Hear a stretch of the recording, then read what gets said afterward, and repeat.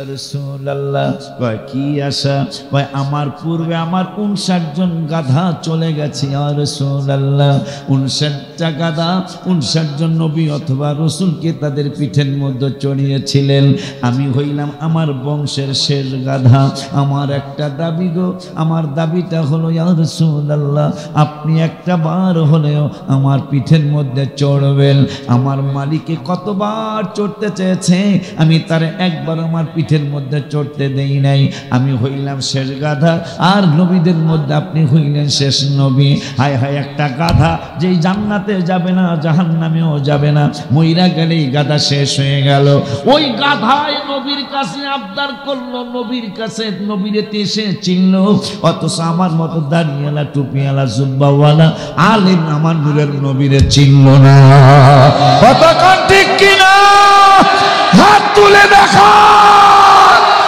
নারায়ে তাকবীর, নারায়ে রিসালাত।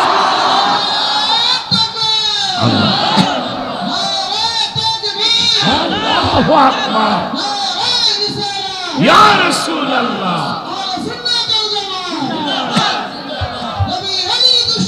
হুশিয়ার, সাবধান। গাধার আবদারটা দেখছেন? গাধা সে মারা গেলে কিন্তু শেষ, তার জান্নাতও নাই, জাহান্নামও নাই, মরে গেছে, শেষ হয়ে গেছে।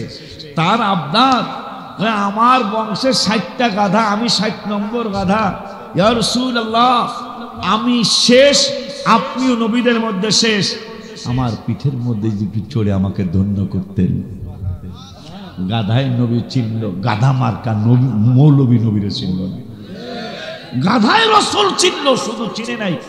মনে হয়েছে এই গাধার ঘটনা একটা, আর উটের ঘটনা আর একটা, যে কাসওয়া নাম উট, যেটা এই উটটা।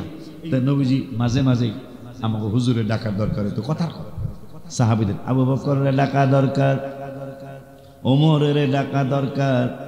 একদিন চিনায় দিছে, এটা আমার আবু বকরের বাড়ি উটেরে, এইটা আমার ওমরের বাড়ি, এইটা আমার ওসমানের বাড়ি, এইটা আমার আলীর বাড়ি। মেসেজ দিয়ে যায় যারা উমরায় যাবেন, আলী রাদিয়াল্লাহু আনহুর বাড়িতে নামাজ পড়তে কিন্তু দিত না। আল্লাহ দিলে সুখবর আছে একটা, মা ফাতেমার বাড়ি, যেই ঘরে ইমাম হাসান হোসেন লালিত পালিত হয়েছেন, ওই ঘরটা আল্লাহ দিলে নামাজের জন্য খুলে দিছে। গত সফরে দেখলাম আল্লাহ দিলে খুলে দিছে, অক্টোবরে দেখলাম খুলে দিছে। এটা বিশাল একটা ব্যাপার। জান্নাতের সর্দারি নিয়ে এই ঘরে বসবাস করেছেন, জান্নাতের পুরুষদের সর্দার এই ঘরে বসবাস করেছেন। জান্নাতের চতুর্থ টিকিট যিনি পেয়েছেন, আলী কারামুল্লাহ ওয়াজহাহু রাদিয়াল্লাহু তাআলা আনহু, তিনিও এই ঘরের মধ্যে বসবাস করেছেন। আলহামদুলিল্লাহ। তো মাঝে মাঝে দরকার হইতো আলীরে ডাকা, এই উঠ আমার আলীরে যা ডাকো। সুবহানাল্লাহ। উটের তো জবান নাই, ডাকবো কেমনে? এই উঠ আমার আবু বকরের ডাকো, এই উঠ আমার ওমরের ডাকো। উঠ দৌড় মারত, নবীর হুকুম, দৌড় মারত। যায়া উটের তো জওয়ান নাই, ঘরের দরজার মধ্যে গিয়া উঠটা,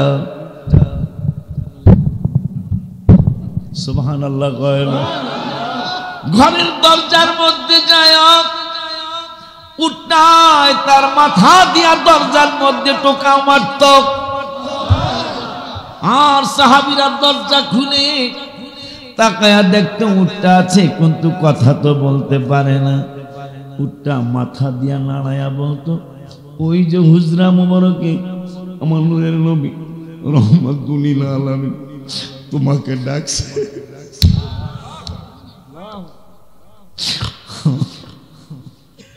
বড় কষ্ট লাগে, বড় দুঃখ লাগে। হাবিবের টুপি মুবারক ছাড়া তোমার ইমামতি চলে না, হাবিবের দাড়ি মুবারক ছাড়া তোমার ইমামতি চলে না, হাবিবের পাঞ্জাবি ছাড়া তোমার কেউ বক্তা হিসেবে দাওয়াত দিবে না। কথা কয় না বাবা? সেই নূরের নবীরে তুমি চিনলা না, তুমি সেই হাবিবের চিনতে পারো নাই, অথচ উট আমার নূরের নবীকে চিনেছে। হুকুম মেনে সাহাবীরা ডাকার জন্য বাড়িতে চলে গেছে, যায় ডাকতে পারে না। মাথা ঠুকে ঠুকে দরজার মধ্যে বলে, দরজা খোলো, কিন্তু কথা নাই। দরজা খুলে দেখে উট দাঁড়িয়ে রয়েছে। উট মাথা নাড়ায় বলে, ওই যে হুজরা মুবারকে যিনি আছেন রহমাতুল লিল আলামিন, তিনি তোমারে ডাকতেছেন। শুধু তাই নয়,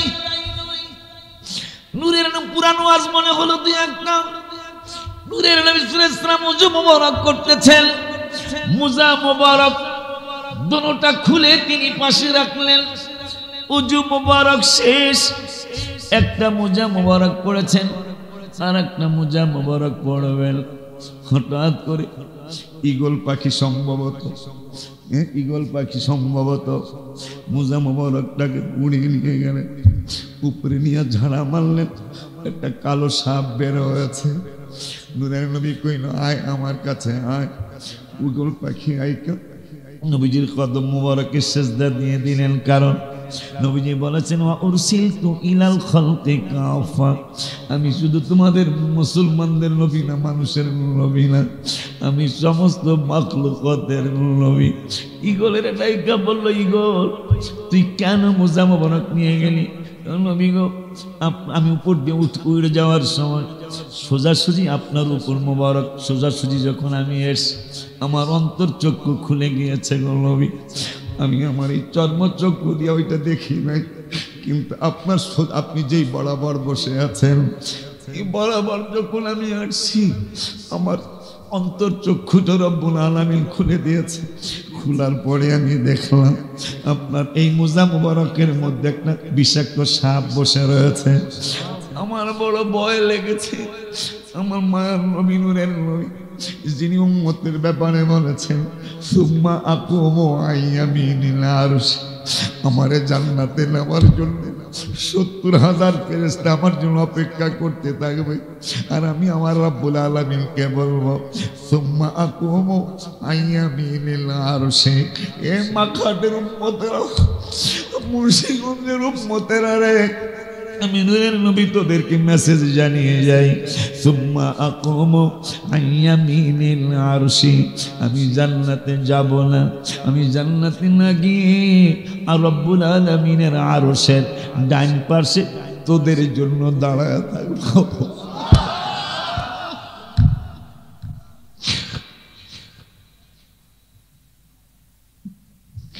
এই জন্য আমি অসুস্থ হওয়ার পরে হজের প্রথম পাথর মারার দিন আমি অসুস্থ হয়ে গেছি। এখনো পুরাপুরি সারে নাই, তবে আপনাদের দোয়ায় মাশাআল্লাহ অনেক আঙ্গুল কেটে ফেলতে চেয়েছিল ডাক্তার, বাম পায়ের বুড়ি আঙ্গুল কাটতে চেয়েছিল। আমি বললাম কাটা লাগলে কাটবো, কিন্তু আমি হাবিবের কাছে একটা দরখাস্ত দিয়ে নেই। আমি বললাম, নবী গো, আমি তো এই কদম দিয়ে আপনার রওজা মুবারকের চতুর্দিকে, শুধু নয় মসজিদে নববী শরীফ চতুর্দিকে আমি ঘুরি। আমি যদি এরকম হয়ে যাই, যদি আপনার ভাল লাগে আমি হামাগুড়ি দিয়া চললে, যদি আপনার ভাল লাগে আমার অসুবিধা নাই, তাহলে ইমাম মালিকের একটা সুন্নত আমার আদায় হবে। কিন্তু ইমাম মালিক তো রওজা মুবারকের বাউন্ডারির মধ্যে জুতা পায়ে দিয়ে হাঁটতেন না, তিনি রওজা মুবারকের মানে বাউন্ডারির বাহির থেকে গৈড়ানো শুরু করতেন। যেই বাউন্ডারিতে হাবিব সাল্লাল্লাহু আলাইহি ওয়াসাল্লামের লক্ষ লক্ষ কদম মোবারক পড়েছে, এই কদম মোবারক যদি আমার একটা পা পড়ে যায় তাইলে আমার বেয়াদবি হয়ে যাবে। এই জন্য তিনি বাউন্ডারির বাহির থেকে হারামের বাহির থেকে তিনি গৈড়াইয়া রওজা মোবারকে আসতেন। শুধু তাই নয় তো, আমি আশ্চর্য হয়ে যাই। ইমাম মালিক রহমাতুল্লাহ আলাইহি তিনি হাদিসের 10 দিচ্ছেন, মনে করেন হুজুর সহ আমরা হুজুররা সহ হাদিসের 10 নিচ্ছি, মানে তিনি পড়াইতেছেন আমরা পড়া নিচ্ছি। হঠাৎ করে একটা বিচ্ছু, মনে হয় আল্লাহ পাঠাইছে, দেখি তোর প্রেম কতটুকু। ইমাম মালিকের হাতের মধ্যে বিচ্ছু, যেই বিচ্ছু কিন্তু কয়েক রকম আছে। একটা বিচ্ছু যেমন সাপ, বহু রকমের সাপ আছে, ধরা সাপে কামড় দিলে কিছুই হয় না, কথা কয় না। মাইটটা সাপ এখন তো দেখাই যায় না, মাইটটা সাপ না, ধরা সাপে তো কমে গেছে, দেখাই যায় না। এগুলো কামড় দিলে, কিন্তু জাতি সাপে কামড় দিলে কিন্তু খবর আছে, ঠিক কিনা বাজান? তা বিচ্ছুর মধ্যে কিন্তু কয়েক ধরনের বিচ্ছু আছে। এক বিচ্ছু আছে সাপের মতো বিষ, কামড় দিলে আপনি মারা যাবেন। ঠিক ওই বিচ্ছু ইমাম মালিক রহমাতুল্লাহি আলাইহি হাদিস পড়াইতেছেন। কেমনে পড়াইতেন? ছাত্রদেরকে প্রথম বলতেন কল, পরের কল কইতেন কলা রাসূলুল্লাহ সাল্লাল্লাহু আলাইহি ওয়াসাল্লাম, এই নবীজি বলেছে। আরো জোরে কয় না মারহাবা। হায় হায়, বিচ্ছু, বিষাক্ত বিচ্ছুতে তাকে কামড় মারল, তিনি বিচ্ছু সরায় না, শুধু হাদিসই পড়ায়। দ্বিতীয়বার কামড় দিল বিচ্ছু, যে বিচ্ছু সাপের মতো বিষ। এই তাবারক কিন্তু নিয়ে আসো, সব বেশি, এই তাবারকে কিছুই হবো না, তাড়াতাড়ি নিয়ে আসো, কারণ 8 বছরের মাথায় জান্নাত তো আসতোড়া, কথা কর না কা। এইটার আগের ডা, গতটা আমি আসতারি নেই মনে হয়, তার আগের ডাবার আসছিল। এরকম মানুষ আপনারা বসেন, হুজুর তো সাক্ষী আছে, কথা কর না কা। কিন্তু আজকে আবার 1 বছর পর, এই জন্য মাঝে মাঝে আনলেই ভালো, প্রত্যেক বছর দরকার কি, কথা হয় না।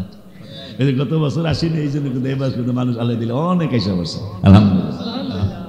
আব্বা জানলানি আমার, আর সৈকতের কথা কি হবে, পাগলা ফোলা, এই মালয়েশিয়ার তো আমার গুতায়, বাংলাদেশ আইয়াও গুতায়, একেবারে বেশি পাগল। এটা ও কিন্তু আমার মুরিদ না, কিন্তু বাজান কইতে কইতে সেবরি বের হয়ে গেল।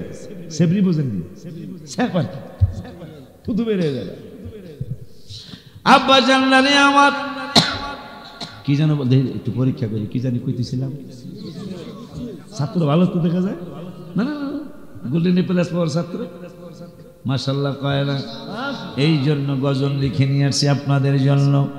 মরণে অসুস্থ হওয়ার পরে রোজা মোবারক কাছে আবদার জানাই আসছি, আর আমি মনে হয় আর বাঁচবো না, তা আমি আমার ছেলে মেয়ে বিবি বাচ্চা যদি আমার পাশে থাকে, আমার তো কোনো তেমন কোনো উপকার হইব না। কিন্তু আম্মা জান আয়েশা বলছে, আপনারা দেখলে নাকি কাম হইব।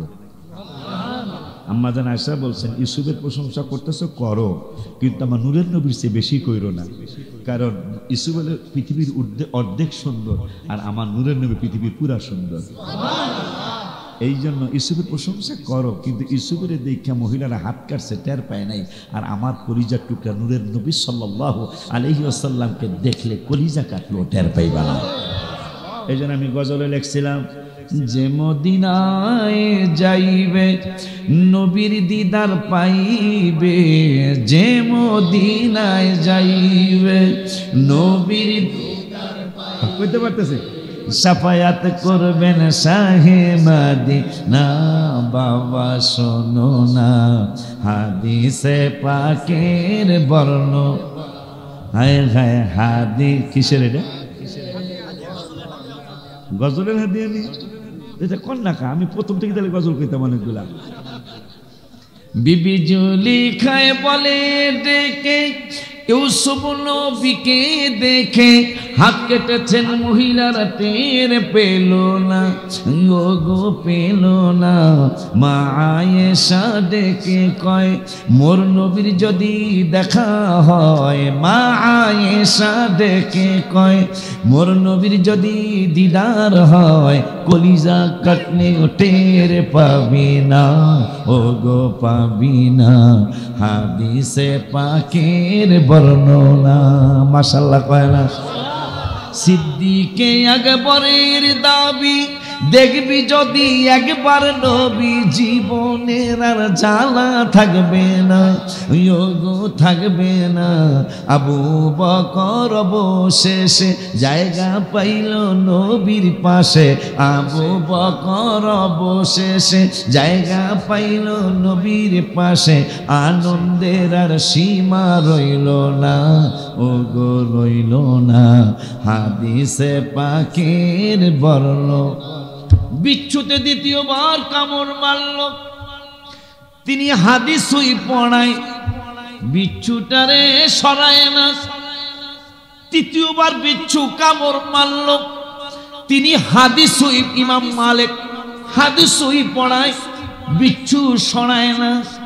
তার চেহারা কালো হয়ে গেল, শরীর কালো হয়ে গেল, ছাত্ররাও কিছু বলে না। 4 বার কামড় মারল, বিচ্ছুটারে সরায় না। 5 বার কামড় মারল বিচ্ছু, ইমাম মালিক বিচ্ছুটারে সরায় না।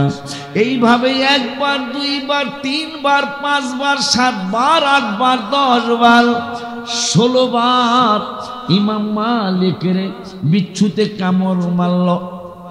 ছাত্ররা হুজুরের দিকে তাকায় হাদিস পড়ে আর কাঁদে, কেন বিচ্ছু সরায় না? হুজুর মনে হয় আর বাঁচবে না। হাদিস পড়ানো শেষ, হাদিস পড়ানো শেষ, বিচ্ছুর কামড়ানো শেষ, বিচ্ছু চলে গেল।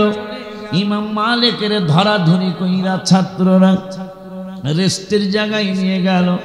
কবিরাজের কাছে, ডাক্তারের কাছে নিয়ে যাবে। আমার নবী তো কবিরাজের কবিরাজ, সুবহানাল্লাহ। যেমন ইমাম হাসানের